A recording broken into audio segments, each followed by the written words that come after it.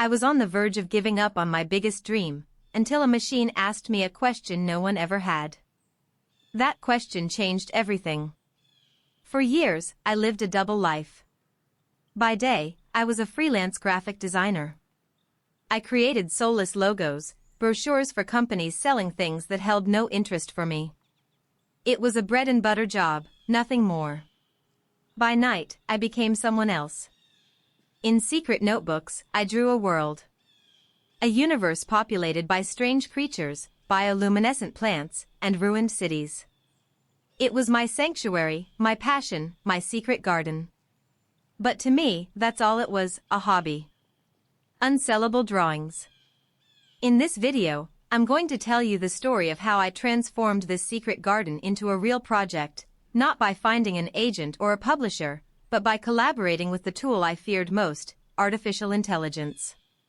Follow me, I'll take you behind the scenes of a transformation I never thought possible. Chapter 1, The Digital Blank Page Crisis. My daily life had become a blur. I spent hours in front of my screen, aligning pixels for clients, and in the evening, when I opened my notebook, the energy just wasn't there anymore. The flame was flickering. Worse still, I watched artificial intelligence sweep over my profession.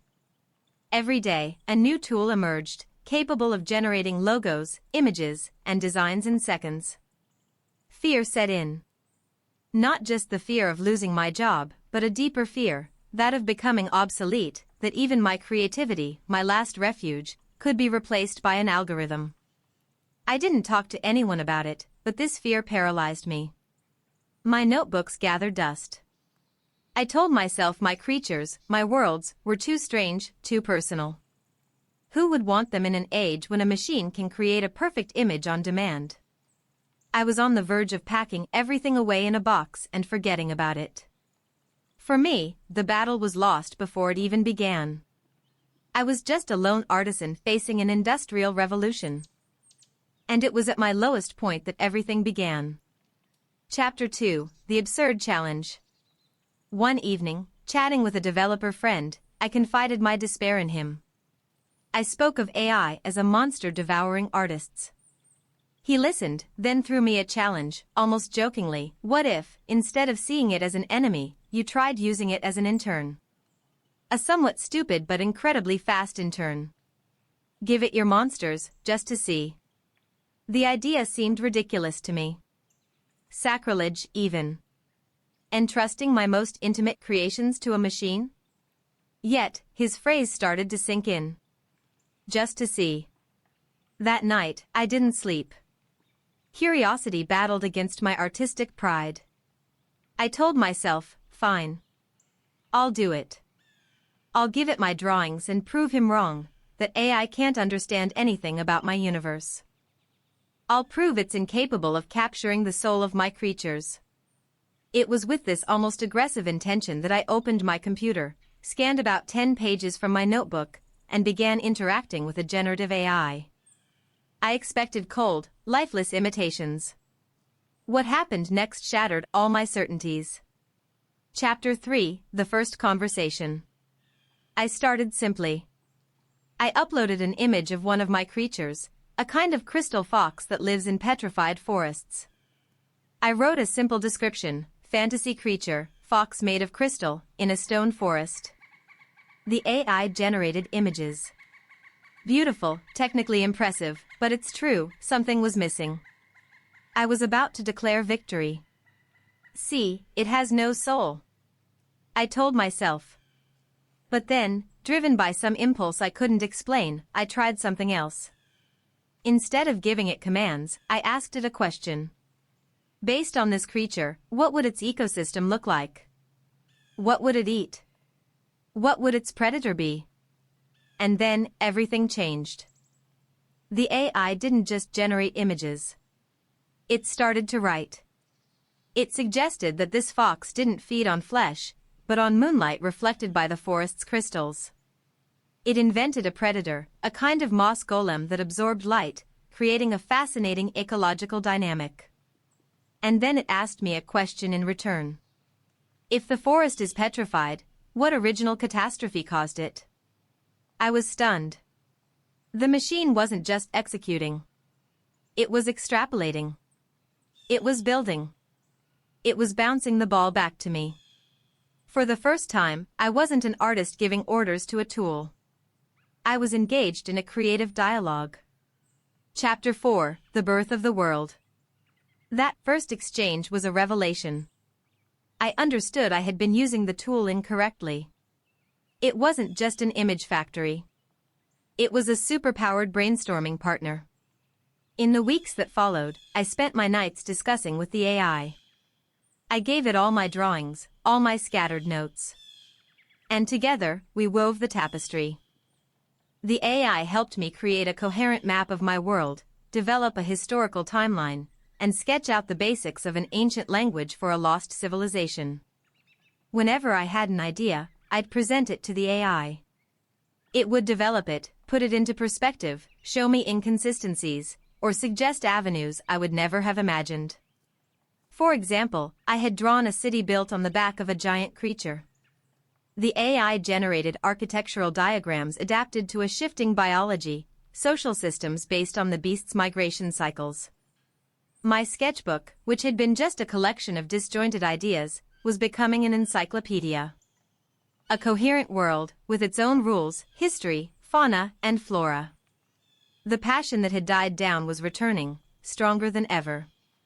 But it was still just a personal project. Beautiful, but without any business potential. Chapter 5: From Art to Product, The Turning Point. I now had hundreds of pages of lore, dozens of new creatures, maps, stories. It was fantastic, but the question remained the same: what do I do with all of this? I thought of classic options, selling prints of my drawings, maybe creating an art book. Ideas I'd seen 1,000 times. One evening, almost desperately, I posed the question directly to another AI, this time specializing in market analysis. The question was simple and direct: here is a very detailed fantasy universe, with a strong visual and narrative component. How can I transform this universe into a business, avoiding classic merchandise like t-shirts or posters? The AI's response left me speechless. It didn't suggest physical products. It analyzed trends within fantasy, role-playing game, and world-building fan communities. Its suggestion was surgically precise: create an interactive digital compendium. A kind of field guide to my own world. A website or app where people could explore the map, click on regions to discover the creatures living there, read lore excerpts, listen to AI-generated soundscapes for each location. This was an idea I would never have come up with on my own. It wasn't just selling art. It was selling an experience, an immersion. The business wasn't the drawings, it was the world itself. Chapter 6: The One-Man Army. The idea was brilliant, but terrifying. Creating an interactive site, writing hundreds of texts, structuring the content, marketing it. That was a job for a team of 10 people. And I was alone. Well, not entirely. I had my intern. This is where AI revealed its true power, no longer just as a creative partner, but as a productivity force multiplier. It became my team. I asked it to structure the compendium's content into chapters and subchapters. Done. I had loose notes for describing my creatures. I asked it to transform them into encyclopedic texts, with a scientific and immersive tone. Done. I didn't know how to code. I asked it to generate the code for a simple website, with a clickable map, using technologies I could quickly learn. Done. I needed visuals to fill the pages. It generated hundreds of variations of my concepts, icons, textures, banners, all while maintaining a coherent artistic direction that I supervised. I was the conductor, the artistic director. The AI was my orchestra. It didn't make the decisions, but it executed my intentions at lightning speed. In 2 months, alone in my apartment, I accomplished work that would have taken me 2 years with a team. The project was ready to see the light of day.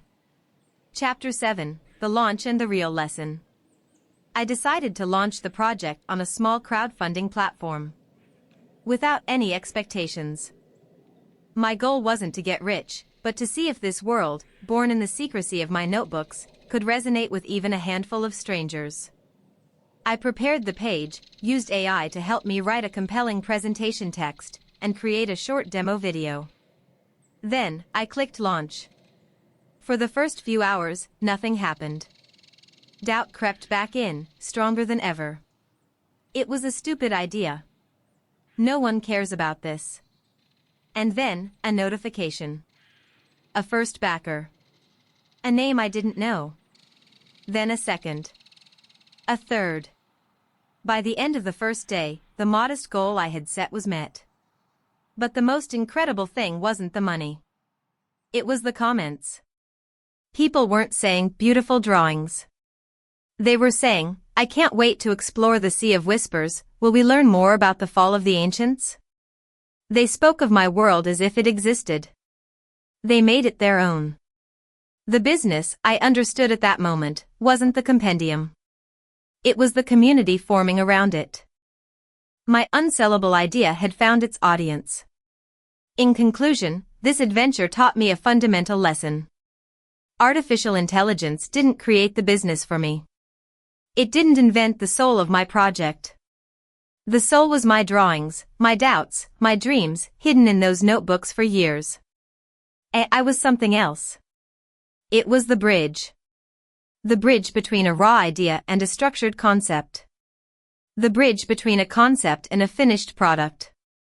And the bridge between that product and a community. It didn't replace my creativity, it amplified it.